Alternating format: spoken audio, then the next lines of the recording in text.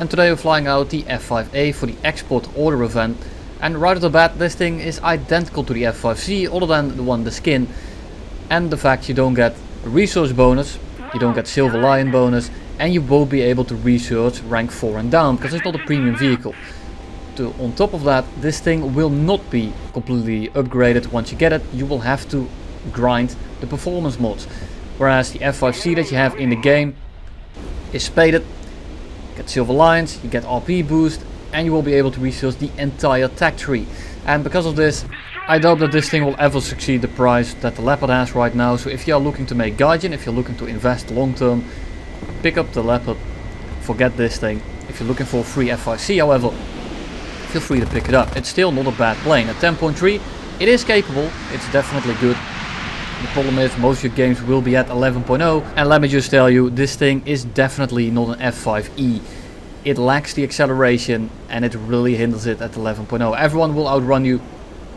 They will do that without much effort, and if they start on your 6, you might be able to go defensive, sure, but by the time you get out of it, you will be going 600, they will be able to zoom away, and they use energy trap. You do not have a missile to then punish that energy trap, so it's a little bit of a... it's rough, it's really rough when you're flying at 11.0. It's still not a bad plane, and for top tier ground RB, maybe you'll get some things done, but I'm not a ground RB player, so I won't be able to tell you. In the background, I'm just setting everyone on fire.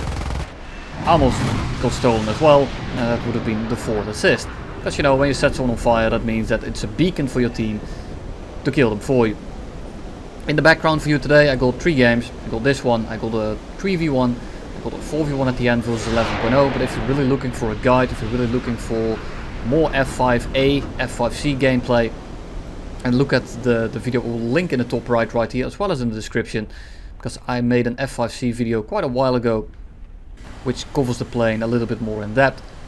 And here I'm just going a little bit over it, showing you what it can and can't do, what the struggles are, and how people like to climb to the base, because, well, you know, the base is a good addition to top tier, especially sand sites. They're really easy to dodge, however, because you can just stay right above them, wait for that guy to lose all his energy, because he is so predictable. He's really trying to stay above the airfield, so if I just stay right above the sand sites, they won't be able to aim up, and I can just loiter here all day long. I'm gonna be waiting for him to turn back around, because I know he wants to go back down there, and when he does so, I will get right on his 6, and I really don't care if I die here. I just want him to die as well. I'm not gonna be chasing this MiG-27 around for the entire game. I already did so for a very long portion, and I'm just kind of sick of it. I'm not gonna make it back to base. Well, I can make it back to base, but I'm not gonna bother. I have better things to do. Here we go, dive in, we get a crit. Now he's slow, he's really predictably flying, and that one gets stolen as well. Now the SAMs are coming my way, and it's very easy. And here we are in Moscow. This time it's not a full up tier, and it's a little bit of your own tier, and then this thing becomes extremely competitive, because you almost have a 1-to-1 thrust to weight at Mach 0.98 roughly. Your missiles aren't the best, but when you come in from the side, you might be able to catch some people with guard. So I led that missile. I didn't lead it enough because he turned the other way. I was predicting him to dive a little bit steeper. He didn't do so, and he gets missiled by 2 other guys, putting him into the ground. And now there's a lot of guys around us, and you really want to be careful, just like with the Draken, that you don't bleed all of your speed. And what I normally do is, when I get up tier to 11.0, I will run 20 minutes of fuel. When I get down tier to 9.7 or sometimes even 9.3, I will be running 30 minutes. In this game I didn't do it, because this was the first time I got down tiered and I didn't actually notice it. But it wasn't that much of an issue. We crit, or we hit the T2. Not much going on here, and I'm flying into the sun. And I'm just going to be disengaging. There's simply too many guys around me here to really pick a fight. The J-35 is only the A variant, so his missiles won't be able to reach me. We do a simple dodge, hoping that the sun will act as a flare, so I'm not going to be using them. If I see the missile coming back in, I will pre-flare, I will flare, but we don't see that. They break off and we will turn around. And there's a Harrier in the area, as well as a lot of other guys. T2 is damaged, and the T2 already loses a lot of speed. It's already kind of unwieldy to fly when it's completely undamaged, so I'm expecting that guy to be a little bit of a non-threat. Shoot a little bit in the head-on, hope he might be able to kill him, or distract him enough so that the guy on the 6 can missile him, or kill him, or whatever. He does so. Problem is, well, their team did exactly to him as what I did to the T2. The F8 was so busy trying to shoot at the guy in front of him that he completely forgot about the guy on the 6. Right now, Got an MF, a J35A and a Harrier, as well as an F-104 around us, and we are alone together with this Harrier. And for now it's not really the biggest problem, but then the Harrier goes down and now we have to, well, do something. I'm going a little bit steeper here. I'm hoping that the J35 will pitch up after me. I'm not worried about the missiles, so I just want him to dump as much speed as possible. And at this point I'm going, well, straight down. I'm going 800 kilometers an hour. Just need to dodge all these things. Flare that one just in time, didn't expect it. Harriers can lock you basically from the head on, and if you don't have flares, you are going to eat that missile. Shoot the missile at the J35 and I hope that he doesn't see it, but he does. But he turns around, giving me a full profile shot. He's also very slow. Flare the Harrier yet again, was out of range anyway, but I still have 52 flares now, so it wasn't really a waste. Harrier breaks off, and we still have this F-104 on our 6. But both of these guys are not that much of an issue. The Harrier actually put the fire out. MF recommits on him, and it cost him his life. We're going to be extending away here. We are in a little bit of a pickle. I'm just waiting for that MF to burn up, just in case he has missiles left and in case he puts the fire out, because I don't need to get third partied by someone that's already dead. F-104 coming back in. Not really worried about this. It's only a G. He doesn't have good missiles. He only has the B variant. So I just go straight, waiting for him to turn around. We go head on with Harrier. We miss him. We have to dodge for the F-104 again because he pulled back in, and because he did so he lost actually quite a bit of speed. And once you lose some speed in the F-104, you are not going to be recommitting to that turn. And as you can tell, I'm just trying to turn into the F-104 here. I'm not really too worried about the Harrier because that thing also doesn't turn that well. So if I keep him low on energy, and even if he fifths, then I can just fly away, and the missiles are not really that much of an issue because I have flares. Waiting for the lost control to go away. It doesn't. It does right now. A little bit of poor aim, but I need this guy to die right here. There he goes. And now we can focus back on the F-104. F-104 coming back in. He does not have to pull here, so I'm just going to be turning the other way again in the hope that he recommits to this turn. He does not. I get on the 6, and instead he decides that it's not the best course of action right now is to plant it into the ground, which is much appreciated because that won me the game in the end.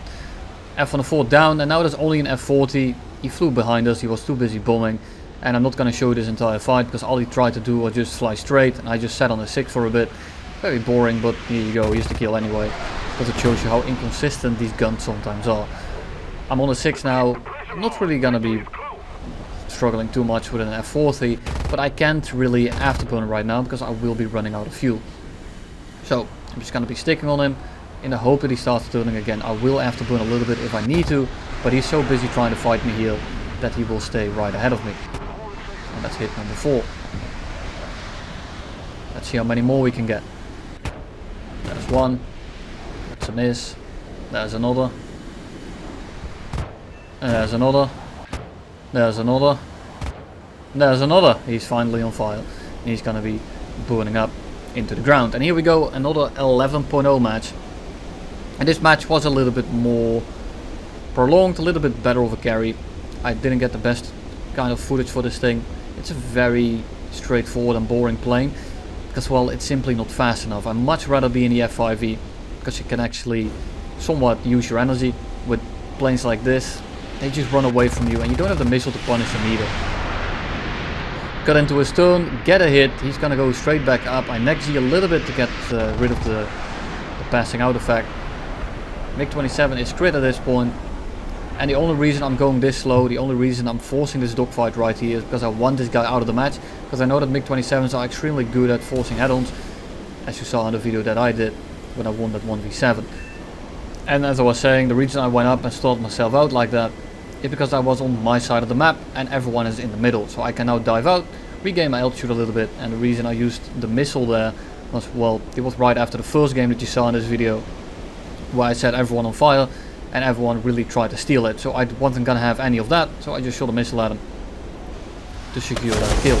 Right now I'm doing a little bit of a slide bank, turning the afterburner on and off the afterburner, flaring here and there to, well, flare the missiles, and I need to pick my targets here. MiG-23 has our 60 Ms, I need to pre-flare those, and I did. And I'm gonna be flying away from this furball right now because I see there's an F-4E coming in. And with a little bit of luck, that F-5A can shoot one of the two guys off my 6. I'm flying into the sun. These R60s are highly susceptible to, well, the sun and flares and everything in general.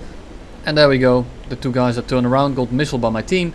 And that's 2 enemies down. Now I only have this MiG-27 on my 6. I'm still flying into the sun. And I'm just hoping that I can bring this guy up a little bit. In the hope that he can sparrow him, radar lock him, or whatever he needs to do. And I'm just flying straight. There comes missile number 1.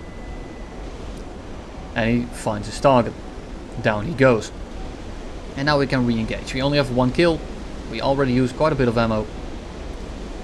But our team isn't looking too bad right now. But I will be cutting off my afterburner for a little bit to glide over there. I can try to get there quicker, but I need to conserve my fuel because I have a feeling I will need it in the long run.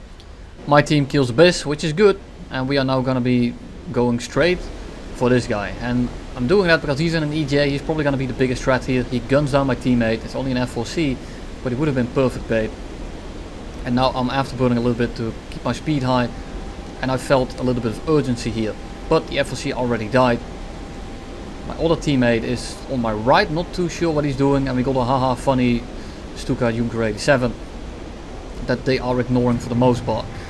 I hope he's having a lot of fun. Someone should have team killed him at the start. He gets missiled in the head on. Very unfortunate. Don't manage to get a shot on the FGR. And now I need to pick my target. Who do I go for? I'm not really too worried about the FGR.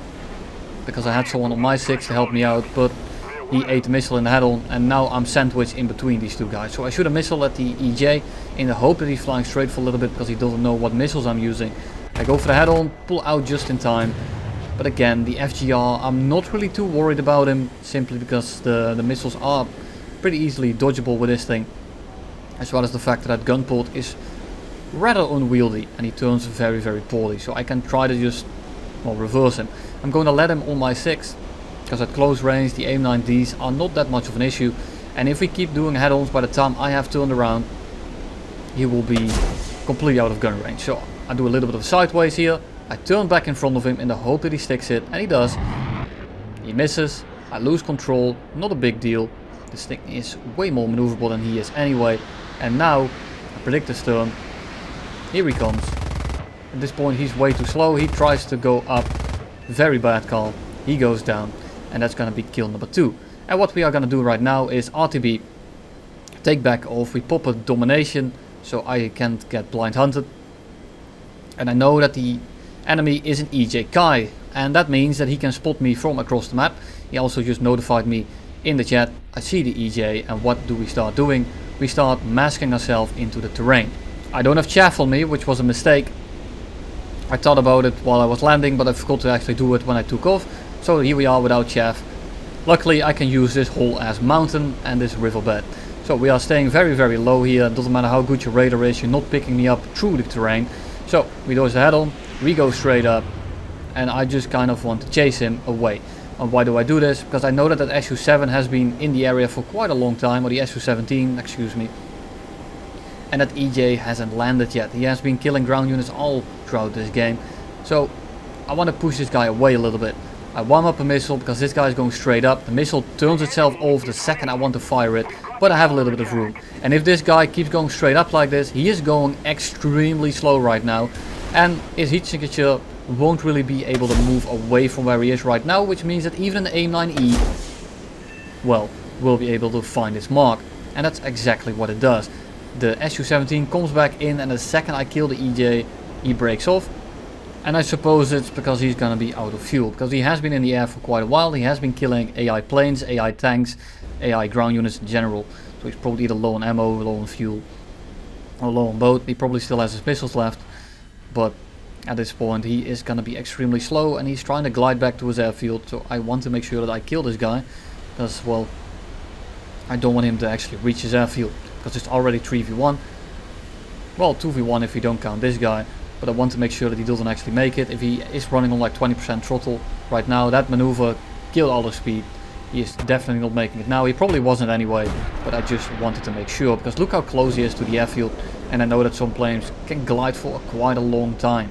So he goes down, we break off. He's gonna crash into the trees in any moment now, and we are gonna be going back to speeding up the gameplay.